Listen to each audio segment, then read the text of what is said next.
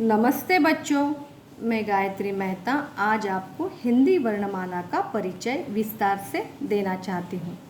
सबसे पहले हम देखेंगे वर्ण किसे कहते हैं। भाषा की सबसे छोटी ध्वनि जिसके और टुकड़े नहीं हो सकते वे वर्ण कहलाते हैं। वर्णों को अक्षर भी कहते हैं। इन वर्णों की माला को अथवा इनके व्यवस्थित समूह को वर्णमाला कहते हैं। वर्णमाला में लिखित रूप से 52 यानी 52 वर्ण होते हैं। आप चित्र में देख रहे हो ना, अ से लेकर श्र तक सभी वर्ण या अक्षर वर्णमाला में आते हैं। वर्णमाला को दो भागों में बांटा गया है, एक स्वर और दूसरा व्यंजन। स्वर जिन वर्णों का उच्चारण करते समय किसी अन्य वर्ण की सहायता नहीं ली जाती उसे स्वर कहते हैं। स्वर 11 होते हैं। अ से लेकर औ तक वर्ण स्वर कहलाते हैं। अ, आ, ई, उ, री, इसे रू भी कहा जाता है।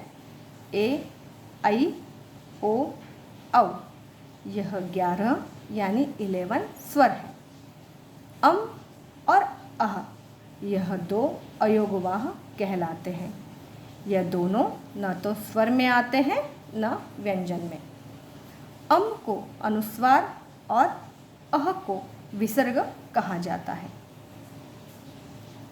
व्यंजन जिन वर्णों का उच्चारण करते समय स्वर की सहायता ली जाती है उसे व्यंजन कहते हैं। इन व्यंजनों को 3 विभागों में बांटा गया है, एक स्पर्श व्यंजन, दूसरा अंतस्थ व्यंजन और तीसरा ऊष्म व्यंजन। स्पर्श व्यंजन देखेंगे। क से म तक के व्यंजन को स्पर्श व्यंजन कहा जाता है।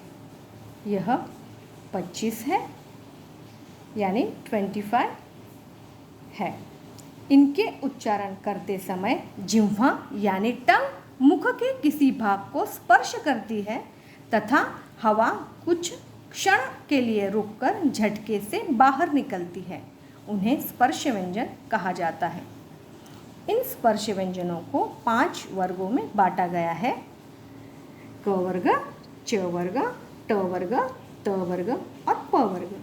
इन्हीं वर्गों में आने वाले वर्णों को स्पर्श व्यंजन कहते हैं। क वर्ग में कौन से वर्ण हैं देखेंगे।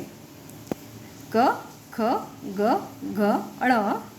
च वर्ग च, छ, ज, झ, ण। ट वर्ग ट, ठ, ड, ढ, ण। त वर्ग त, थ, द, ध, न। प वर्ग प, फ, ब, भ, म। क से लेकर म तक इन्हीं वर्णों को स्पर्श व्यंजन कहा जाता है।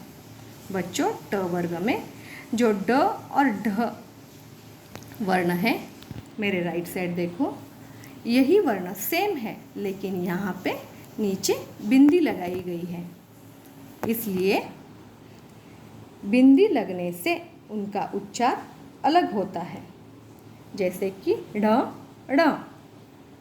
पर इन्हीं व्यंजनों को अतिरिक्त व्यंजन तथा द्विगुण व्यंजन भी कहा जाता है। ये व्यंजन स्पर्श व्यंजन में नहीं आते। अब हम देखेंगे अंतस्थ व्यंजन। जिन वर्णों का उच्चारण करने के लिए वायु यानी हवा को थोड़ा रोककर कम शक्ति के साथ छोड़ा जाता है उन्हें अंतस्थ व्यंजन कहते हैं।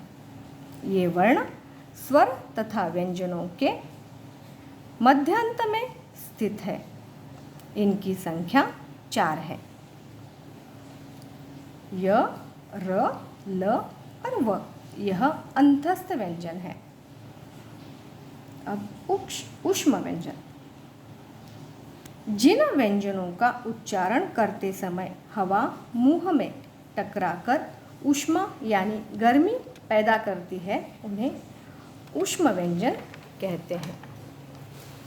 वे कितने हैं? वे 4 हैं, श, श, स और ह। देखो बच्चों, इनका उच्चारण करते समय मुंह में गर्मी पैदा होती है। इसके अतिरिक्त वर्णमाला में 4 संयुक्ताक्षर हैं जिन्हें संयुक्त व्यंजन भी कहते हैं। वे हैं क्ष, त्र, ज्ञ और श्र। 2 व्यंजनों को मिलाकर बनने वाले व्यंजन को संयुक्ताक्षर या संयुक्त व्यंजन कहा जाता है। वह कैसे बनते हैं? चलो देखते हैं। 1 क्ष। क्ष कैसे बनता है? क और क जमा श से क्ष बनता है। त्र कैसे बनता है? त जमा र से त्र बनता है। ज्ञ कैसे बनता है? ज जमा य से ज्ञ बनता है। और श्र कैसे बनता है? श जमा र से श्र बनता है। ये 2 वर्ण मिलकर के बनते हैं, इसलिए इन्हें संयुक्त व्यंजन या संयुक्ताक्षर कहा जाता है। चलो बच्चों, वर्णमाला फिर से एक बार देखते हैं। अ, आ, ई, उ, ऋ, ए, ऐ, ओ, औ। यह 11 यानी 11 स्वर है। यह अनुनासिक या अनुस्वार इसे कहा जाता है।